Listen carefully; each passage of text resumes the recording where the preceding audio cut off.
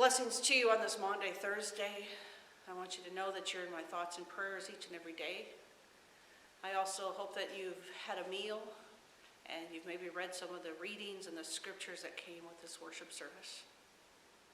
We gather on this holy night. We don't get to gather together in one building, but we gather as God's people. Thinking about this week, this night, I remember the last time my family was at Glacier National Park. We went on a 12-mile hike. Now, we'd done lots of hikes before of this length and even longer, and in fact, many of them had been much steeper than this particular one, but it was always worth it. On this day, almost 3 years ago, it seemed more grueling for a variety of reasons. One of them, of course, that I was older, but it was really, really hot. Even at such a high altitude, it was hot. And there were just so many people.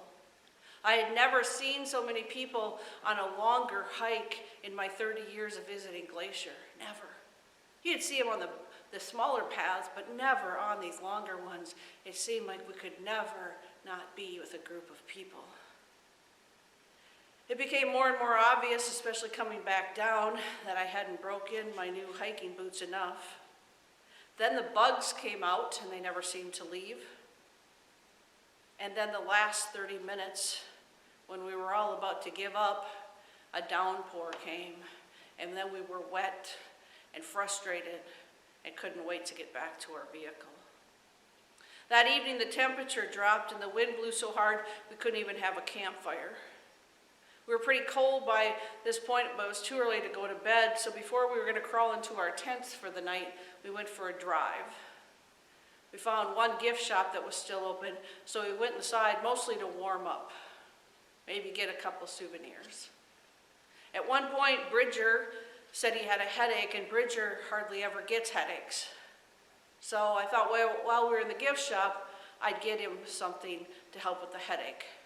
I looked at the bottle of Tylenol. It was $12. The aspirin was $3, so I bought the aspirin.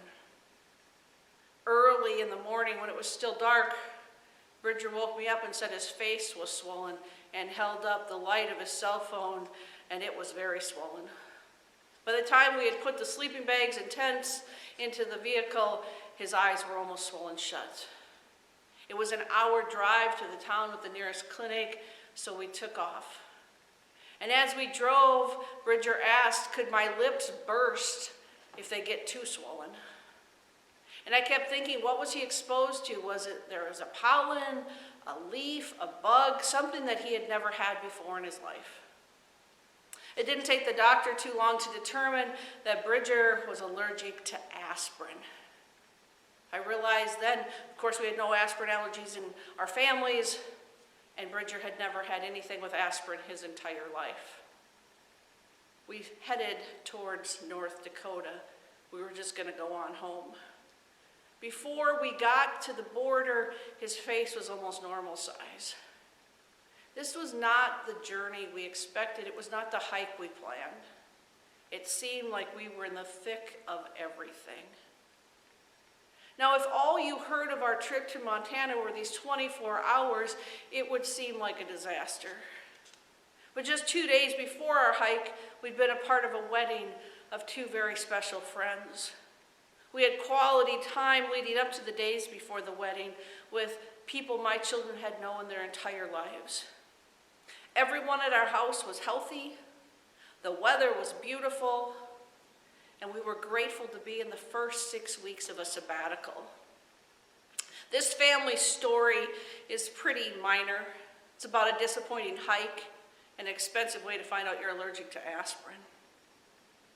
Each year, Holy Week takes us on a long journey. We feel that tentative joy on Palm Sunday, and then there's Monday, Tuesday, and Wednesday, where we wait and we wonder. And then on Maundy, Thursday, we remember. We remember that Jesus gathered with his friends to also remember a powerful story. A story about liberation from freedom, the Passover story. But on this night, I don't think we only remember what happened after supper, but also what came before the betrayal and the arrest. Jesus kneels down and washes the feet of his disciples one by one. Have you ever thought of how long that would take?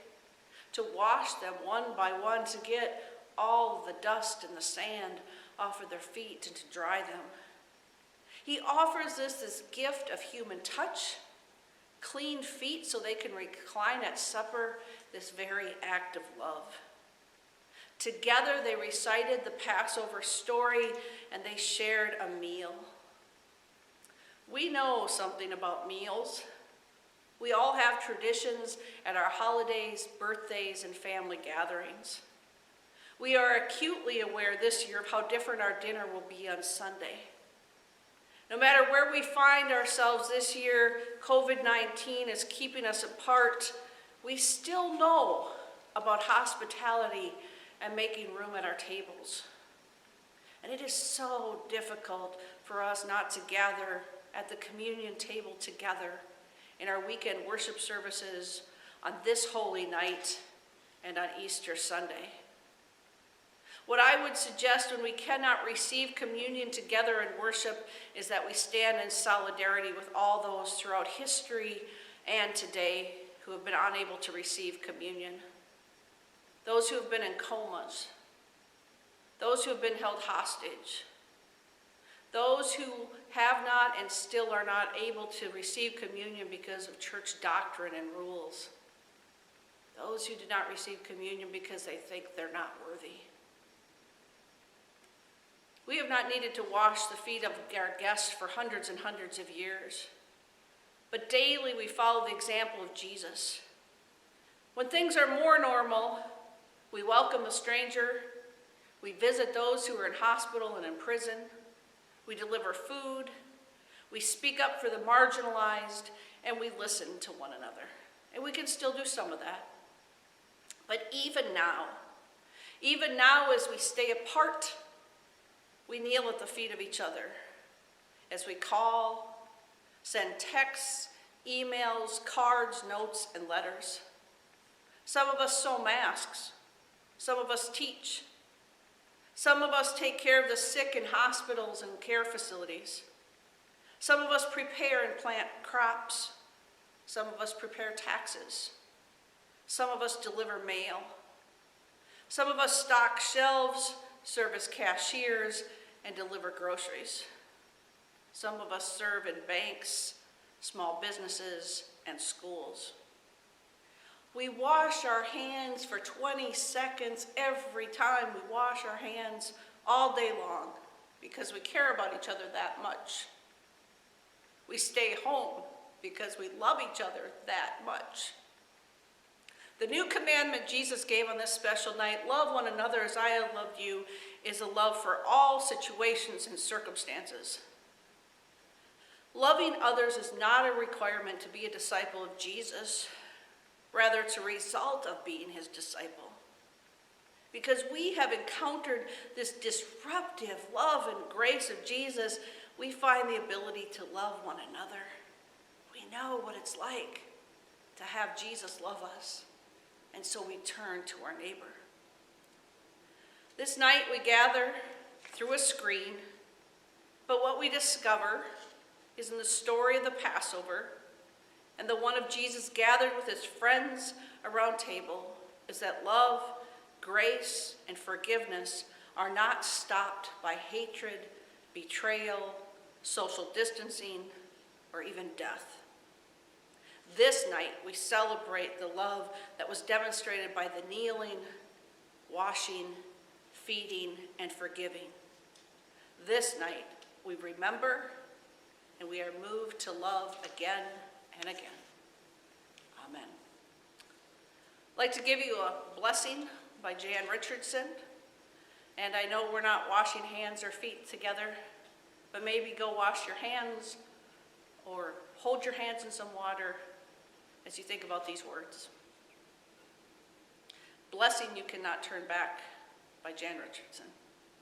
As if you could stop this blessing from washing over you, as if you could turn it back, could return it from your body to the bowl, from the bowl to the pitcher, from the pitcher to the hand that set this blessing on its way. As if you could change the course by which this blessing flows. As if you could control how it pours over you, unbidden, unsought, unasked, yet startling, in the way it matches the need you did not know you had. As if you could become undrenched. As if you could resist gathering it up in your hands and letting your body follow the arc this blessing makes. Amen.